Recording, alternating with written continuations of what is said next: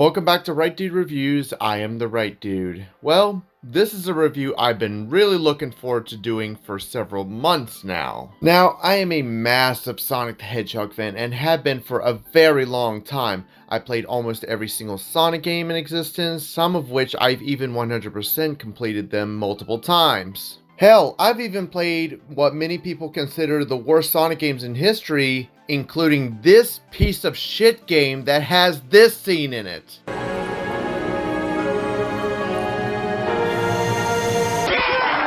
But yeah, in short, I love Sonic the Hedgehog. Now, if you had seen on my channel, you know that I had hosted our Avengers review of this movie back in April. Well, several months have passed since that video, and I thought it would be a fun thing to do a look back and see how my opinion has changed from that video. But before we get into the review, let me give some context and backstory on this film as well as its predecessor. Now, the idea for the original film began all the way back in 1993, 2 years after the first game came out and Sonic was becoming popular, even rivaling Nintendo's mascot, the fat Italian plumber Mario. However, after the critical and financial failures of both the Super Mario Bros. Movie and the Street Fighter movie, the CEO of Sega of America, Tom Kalinske, was worried it would damage the brand. Thank God it never happened.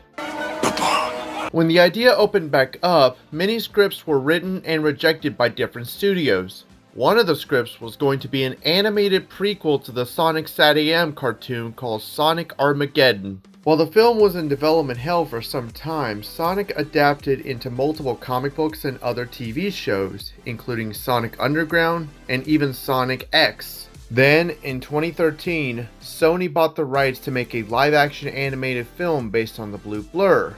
It would also be produced by Neil H. Moritz under his banner Original Film, which is the same studio that produced the Fast and Furious movies as well as other titles. They even hired Jeff Fowler to direct the picture since he had experience working on the CG movie production design for the 2005 game Shadow the Hedgehog.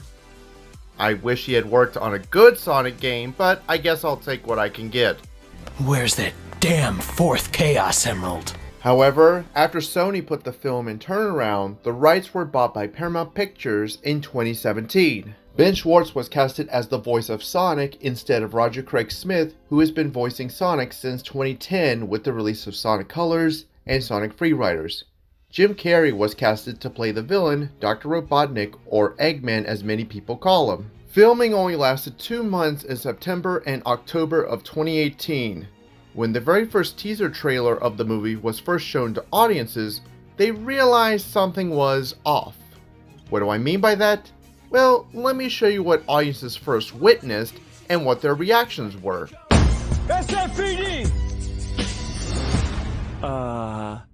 Meow?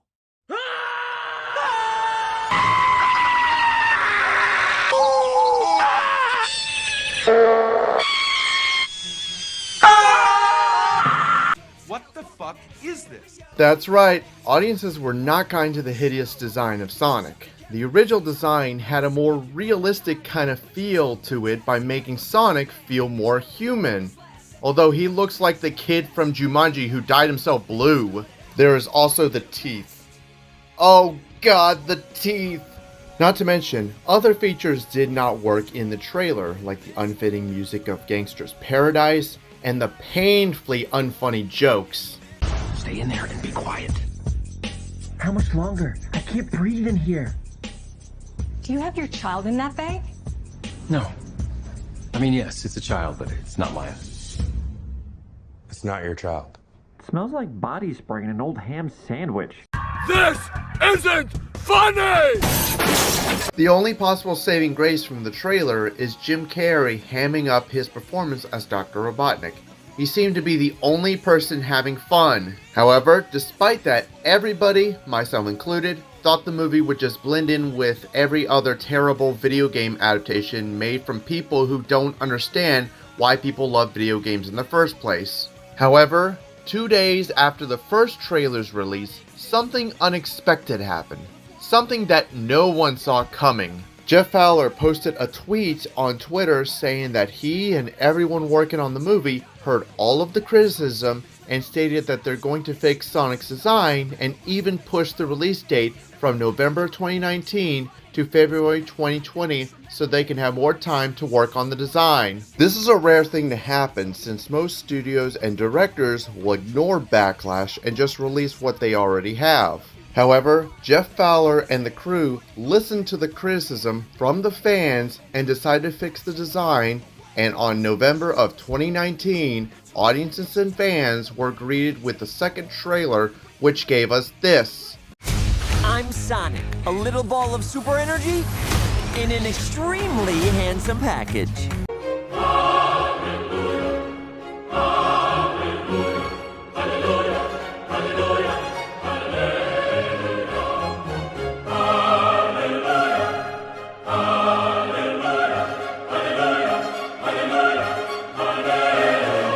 Yes, folks, Jeff Fowler and the crew promised to fix Sonic's design, and they definitely delivered on that promise.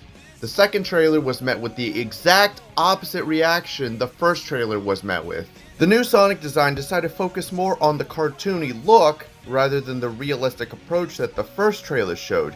Because, let's face it, you can't make a speedy blue hedgehog look real, so they had to go with the cute and cartoony design. Now, Sonic no longer looks like a blue hairy naked man. Even the other elements that didn't work in the first trailer were better improved here. The music was more fitting, we see more Jim Carrey as Dr. Robotnik, and even the jokes were better. Dr. Robotnik. I'm going to give you 5 seconds to tell me where it is. Wait, don't hurt him! People went from thinking the film was going to suck to them saying how much they can't wait to see it. Sadly, not everything was looking so great for everyone involved in the movie. A month after the second trailer that showed Sonic's redesign, the animation studio closed their doors and the VFX team that worked on Sonic's redesign were all laid off, which is very sad for them. To share my quick thoughts of the first Sonic movie, I thought it was a ton of fun. Even though it did seem like your typical buddy road trip movie at times, it was a blast to see Sonic acting like Sonic. Ben Schwartz does a great job voicing Sonic. He captured Sonic's humor, wittiness, and smart aleck attitude down to a T. Jim Carrey is hamming up his performance as Dr. Robotnik, who is already an over-the-top villain to begin with. It was a blast to watch, and one of the few things that put a smile on my face after the disastrous year I have had with 2020, dealing with lack of employment, emotional breakup with an ex, family health problems, death in the families, and just other moments that year that I really don't want to discuss. The first Sonic film was a massive success at the box office and the second highest grossing film of 2020, though that's not really saying much since there really wasn't a whole lot of competition that year. After the success of the first one, a sequel was inevitable. This time it only took 2 months to film, and they even introduced Idris Elba as Knuckles the Echidna and even brought in Colleen O'Shaughnessy, who has voiced Tails since the days of Sonic Boom. It was also drawing inspiration from the games Sonic the Hedgehog 2 and Sonic 3 and Knuckles, which is a combination of Sonic the Hedgehog 3 and the port for Sonic and Knuckles. My expectations were through the roof for this one. If you watch my Adventure Nerds livestream, you know I was mostly positive about it, but I had some problems with some unnecessary scenes and some juvenile jokes. I gave it an 8 out of 10. While I still think some of those moments were warranted, I appreciate this movie more, especially since I have seen this movie about 6 more times since that review. Let me state that Ben Schwartz and Jim Carrey continue doing a great job playing Sonic and Eggman respectively. Idris Elba is badass as Knuckles, and Colleen O'Shaughnessy does great as Tails. I may despise Sonic Boom Rise of Lyric, which is the first time we heard her, but I can't take away the fact that she does a great job voicing Tails. James Marsden and Tika Sumpter also continue doing a great job as Tom and Maddie Wachowski respectively. Lee Madu also does a really good job as Eggman's henchman, Aiden Stone. Hell, I even got some laughs from Natasha Rothwell as the sister-in-law, Rachel. There is one moment involving her that haters love to point out, but I'll get to that in a minute. I also enjoy all of the Easter eggs in this movie, such as Agent Stone holding a manual to operate the Death Egg robot with the Sega Genesis logo on it, or the fact that he runs a coffee shop called Mean Bean, which is a reference to Dr. Robotnik's Mean Bean machine, which is just Puyo Puyo. Even certain scenes remind me of levels in the other games, such as the snowboarding scene similar to Ice Cap Zone from Sonic 3 and Knuckles and Sonic Adventure 1, and the temple scene similar to Ancient Ruins, also from Sonic Adventure 1. The final action scene was breathtaking with Sonic, Tails, and Knuckles against the Death Egg robot, which was from the game Sonic the Hedgehog 2. I cried when they showed the Master Emerald turn into the Chaos Emeralds and Sonic turn into Super Sonic. As I said, Natasha Rothwell's moments did make me laugh, but if there is one scene people who hate this movie love to bring up, it's how bad the wedding scene is. Now, I won't lie, it did bother me too. However, after watching this movie several times, I found myself laughing at some of these scenes based on how ridiculous and over the top it is. Anyone here an agent? Are you an agent? Randall! Wife is home!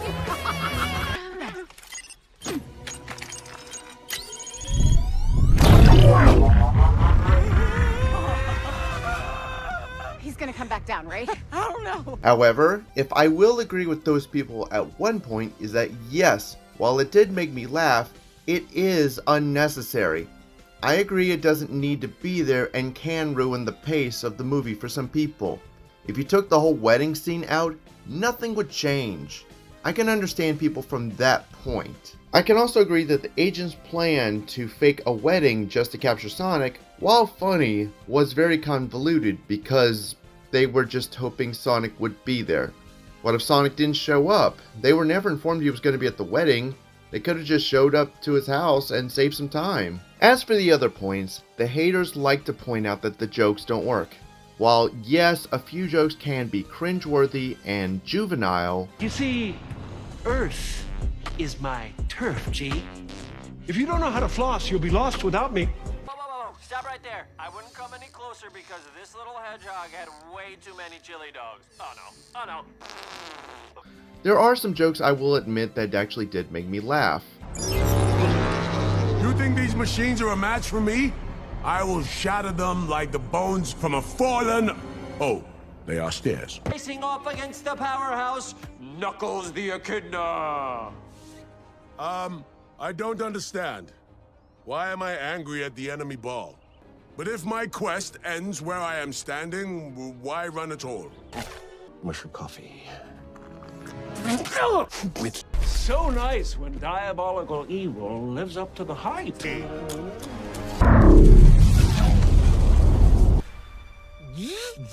Some haters also get annoyed with scenes involving the dumb cop Wayne. While I could see that his jokes aren't the funniest, he isn't on screen for very long, so we really don't spend much time with him, so I guess it didn't bother me too much. As for the dancing scene in Siberia, it is silly and goofy, but keep in mind, it's also a bonding moment for Sonic and Tails. If it weren't there, people would have complained that there was no development between Sonic and Tails. I also love how the characters from the games are portrayed here. I've already mentioned Sonic and Eggman before, and their characters are still as accurate as the first film. Tails is considered the sidekick and the tech genius, where he is a Sonic using his gadgets and his intellect. Knuckles is considered the powerhouse that is more brawn over brains. I know many people have considered him to be like Drax from Guardians of the Galaxy at the end of the movie. However, that is what Knuckles would say in that situation. Now, am I saying that the film is 100% accurate to the games? No, of course not. They did end up changing things around, like how Knuckles is not the guardian of the Master Emerald on his home island, Angel Island, or that the Master Emerald doesn't control the power of all 7 Chaos Emeralds, which is a separate source. However, no adaptation will be 100% accurate to the original source, whether it's a novel, comic book, TV show, video game, or what have you, no matter how hard the crew behind the project try. Changes are inevitable for adaptations if you want to make a simple 3-act structure. As long as they respect the characters and the lore, simple changes like that don't bother me. Now, I know many people who still consider the first one to be superior to the sequel, and trust me, I understand where they're coming from. In terms of its structure, pacing, and humor, the first one would be better in a technical sense. However, there is one reason why I think the sequel is better, even though I love the original. You see, many directors have claimed to be a fan of a specific property, but failed to show it since they don't put any care or thought into their passion work. Jeff Fowler has proven to be a fan of the series because he respects the characters, the lore, and more importantly, the fans. I always think of the first Sonic film more of like a practice test on how well the crew know about the bare basics, and its sequel to be the true test. If you think back on the first film, it was mainly Sonic and Eggman, and everyone else was just considered an extra to help move the story along. They only needed to adapt the main character and the main villain at the time. However, now that the sequel has more characters from the games and more of the lore, that is where the meat of the test truly lies. They respected Tails, Knuckles, the Chaos Emeralds, the Master Emerald, and even Super Sonic. This sequel proves that Jeff Fowler and the crew are fans of the property, and this is why I consider Sonic 2 to be the best video game movie of all time. So what is next for Sonic? Well, Jeff Fowler and Paramount have already announced a third Sonic film as well as a Knuckles spin-off on Paramount Plus starring Idris Elba as Knuckles. As of this video, the third movie won't be coming out until December of 2024, but a release date is always subject to change. There will also be a cartoon series on Netflix called Sonic Prime, as well as the next Sonic game that just came out called Sonic Frontiers. Also, if you remember the mid-credit scene, you know that Shadow the Hedgehog will be in the next movie, which means they could try to adapt the storyline from Sonic Adventure 2. That means we might also be able to see Rouge the Bat, more of the gun agents, and even the space colony arc. Hell, maybe they can even find a way to introduce Sonic's personal stalker, Amy Rose, into the movie. So many things can happen. However, if there is one thing that might affect Sonic 3's production, that would be Jim Carrey's possible retirement plans. Yes, Jim Carrey had announced in an interview that he possibly might retire from acting after Sonic the Hedgehog 2. Well, I'm retiring, but No. yeah, probably. Are you being serious or are you screwing with me? I'm being fairly serious. I feel like, and this is something you might never hear another celebrity say as long as time exists, I have enough. I've done enough. I am enough. If the Angels bring some sort of, script that's, written in gold ink that says to me that it's going to be really important for people to see, I might continue down the road, but I'm taking... He did say if there is a script that really interests him, he might consider returning for acting for that. We don't know for certain if he will still be back to play Eggman once again, but if he doesn't, it would be difficult to do the storyline for Sonic Adventure 2 without Eggman. However, there are villains that they can use, like Metal Sonic, Chaos, Mephiles the Dark, BioLizard, Prototype, and many more.